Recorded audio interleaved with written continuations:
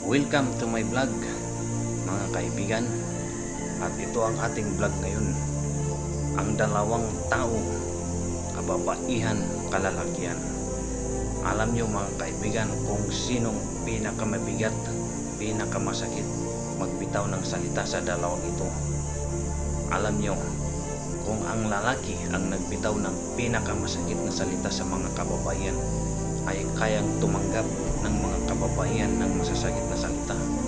Ngunit kapag ang babae naman ang nagbitaw ng pinakamasakit na salita sa mga kalalakihan, ay halos hindi nila matanggap dahil ramdam nila na tagos sa kanilang puso, isip at damdamin. Kaya halos gumuho ang kanilang mundo dahil sa kanilang naririnig mga kaibigan. Yan ang katotohanan. Kaya ang mga kababaihan, huwag na kayong magreklamo dahil yan ang katotohanan. Alright?